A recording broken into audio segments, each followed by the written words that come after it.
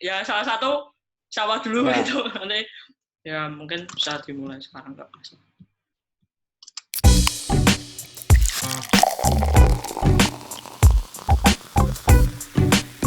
Siap. Oke, selamat datang dan selamat malam bagi teman-teman yang ada di webinar ini. Ya, saya Atak Swijaya, mungkin bagi yang udah kenal, saya biasa dipanggil Atak ya. Pertama banget nih, jadi host di acara ini. Jadi sebelumnya nggak pernah jadi host. Saya tuh seorang desainer in-house. Saya juga sekaligus koordinator bidang aktivasi kegiatan IDEA di Semarang, periode 2019 sampai 2021. Acara ini tuh sebenarnya diskusi yang santai aja sih bersama kita berempat. Kenapa sih kok kita ngambil topik tadi yang kemarin dibicarakan ya masih normal gitu loh. Kayak apa kabar sih sebenarnya desainer gitu loh. Apa kabar teman-teman seprofesi yang bersinggungan dengan desain itu di luar tuh gimana sih kondisinya? Apakah sama gitu loh satu dan lainnya? Yang mungkin kita jalani bersama-sama saat ini ya.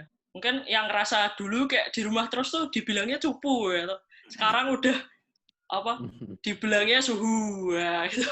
Kayak kita udah master mengendalikan rumah, kegiatan di rumah aja seperti apa. Ada pepatah mengatakan bersatu itu kita teguh, bercerai kita runtuh. Sekarang kita malah kalau bersatu tuh kita runtuh malah bareng-bareng. Terus kalau bercerai kita nggak bareng karena kita harus jaga jarak tadi. Lalu ada mungkin beberapa kondisi lainnya yang dulu kalau sayang tuh ayo berdekatan gitu. Kalau sekarang tuh malah kalau sayang tuh harus berjauhan lah itu.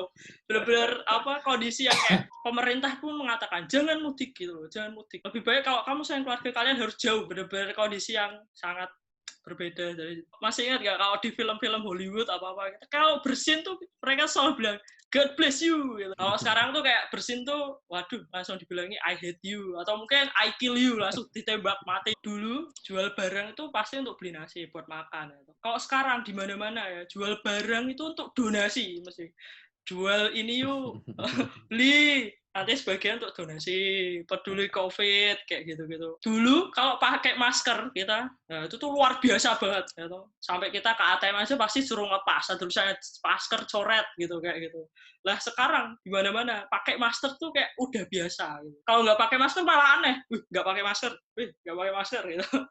Ya kesannya kita malah khawatir deket-deket sama dia karena ya itu. Mungkin yang terakhir ini dulu kita cuci tangan tuh paling cuma sebelum makan ya gak? Coba jawab sama yang cuci tangan cuma sebelum makan. Kalau sekarang tuh kita cuci tangan tuh cuma sebelum gerakan, gerak dikit cuci tangan, gerak dikit cuci tangan. Nah, sering banget cuci tangan sampai 10 kali bahkan mungkin 20 kali ya sampai tangan kering semua. Terus yang terakhir banget nih, ini aku ngerasain banget soalnya aku juga termasuk perusahaan yang ada WFO dan WFH ya. Dan aku kayak selang-seling gitu ya, Mas. Kalau di kantor tuh, kalau sakit ada yang batuk dikit atau pilek dikit, kamu pulang aja deh. Coba dulu sampai sakit tipes aja tuh udah disuruh masuk ya, karena ngerjain project ya. Dulu sama sekarang tuh udah beda banget gitu loh. Sedikit gambaran gitu loh tentang dulu dan sekarang itu masih normal nggak sih gitu di tempat masing-masing tempat gitu. Kan ada 3 teman ya yang saya ajak untuk bertukar pikiran ya.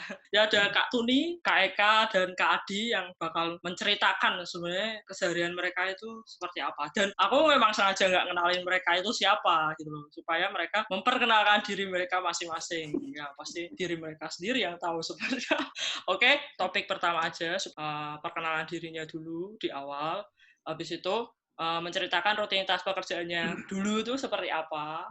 Lalu mungkin yang sekarang itu rutinitasnya berubah seperti apa.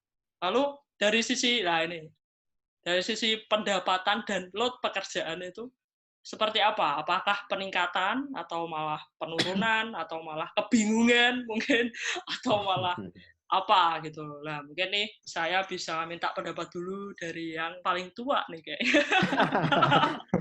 Jangan gitu dong, kasihan ketahuan jadi tuh nih. Oh, nggak apa-apa Pak, tua tapi berjiwa muda. Mungkin dengan Kak Eka mungkin bisa langsung diceritakan, monggo Kak Eka.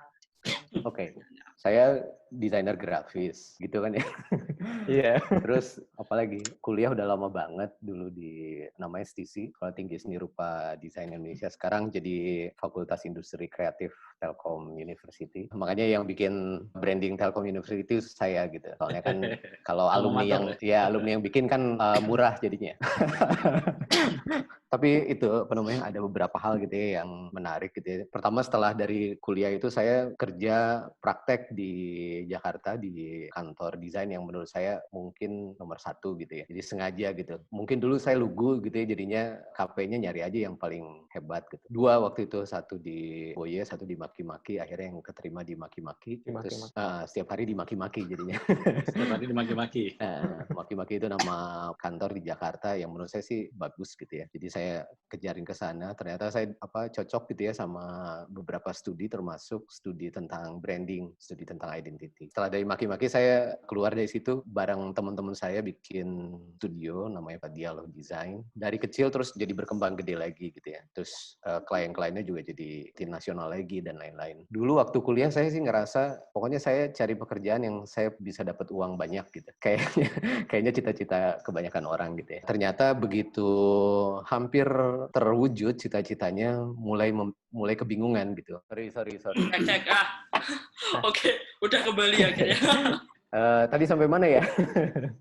Sampai Ya lu bikin baru bikin studio. bikin studio gitu ya ya. bikin studio. Terus akhirnya jadi multinasional lagi project-projectnya. Terus kelihatannya bukan itu yang saya cari gitu ya. Jadi akhirnya keluar dari perusahaan bareng teman-teman itu bikin sekarang namanya Paprika Design. Nah, di Paprika itu dari pengalaman dulu di kantor-kantor sebelumnya ada satu hal yang nanti juga mungkin di materi saya juga akan saya ceritain gitu ya. Ada satu hal yang menurut saya kalau kita terus-terusan menggali apa makna kegiatan kita sampai ke titik di mana ada hal lain yang kita bisa capai gitu ya dari apa yang kebanyakan orang-orang lihat dari kegiatannya. Saya curiganya itu karena intensitas. Jadi karena terlalu intens, jadi terlalu banyak kerja gitu ya. Udah sering banget begadang, udah sering banget ditekan-tekan sama klien, udah sering apa sih disebutnya minta revisi terus enggak ya gitu-gitu ya, udah yang pokoknya yang umum-umum kejadian perjuangan teman-teman sekalian, mencoba memilih untuk tidak di situ. Mungkin Akhirnya ketemu Pak, ya. mungkin Mas Eka desain Paprika yang mungkin kita sering ketemu itu desain apa gitu loh, yang karya dari desain mungkin yang kita pernah lihat, jadi kita langsung oh gini desainnya Paprika nih apa? Mungkin yang itu yang Angkasa Pura Wah, 1 ya. Branding atau Angkasa Pura 1, pokoknya semua gitu ya, termasuk penamaan bandara dan lain-lain gitu ya. Itu kebetulan kan Indonesia bagian timur gitu ya, jadi dari Jawa Tengah ke sana, termasuk Kalimantan. Gitu. Mungkin teman-teman baru tahu sekarang yang bikin logo Angkasa Pura, tiap kita ke bandara, lah ini beliaunya ini yang bikin logonya. Terus ternyata baru shock ya, langsung ternyata oh bapaknya ini yang bikin logo Angkasa Pura gitu. Pasti mereka juga baru tahu gitu mungkin. Mungkin kakak ini bukan bapak ini, kakak ini. Oh ya, kakak ini maaf. Saya masih membiasa. Ya harus konsisten kalau. Maaf. Mungkin Kak Eka mungkin kayak rutinitas yang biasanya dalam seminggu sebulan ini tuh sebelum ada pandemi ini itu kesehariannya tuh dulunya apa rutinitasnya, kayak kantor apa gitu, kayak movingnya gerakan atau ketemu klien apa dan sebagainya, mungkin apa bisa diceritain lah. Ini kebetulan saya tuh dari 2008 itu WFH, jadi kantornya di rumah. Udah terbiasa. Ya udah WFH banget lah gitu ya. Dulu waktu awal-awal WFH banget, bener-bener kantor sama rumah bersatu. Sejak 2010 saya beli 2 kafling gitu ya, 1 untuk rumah, 1 untuk kantor, tapi sebelah-sebelahan. Jadi ada jembatannya supaya kan kalau ditanya klien, oh ya saya ke kantor dulu ya Pak gitu. Padahal jalan kaki gitu lewat jembatan itu. Jadi nggak bohong-bohong banget gitu. Nah, Jadi dari dulu memang, dan kemudian tadi yang saya mau ceritain juga, akhirnya saya lebih ke identity gitu ya. Mungkin salah satu jalan itu dari Angkasa Pura itu. Dari Angkasa Pura itu kan seperti biasa lah ya, BUMN dan direksi perusahaan yang kolot dan lain-lain gitu ya. Minta tolong bikinin logo, dan ya udah saya tanya gitu, mau bikin logo atau mau bikin identity. Lo bedanya apa?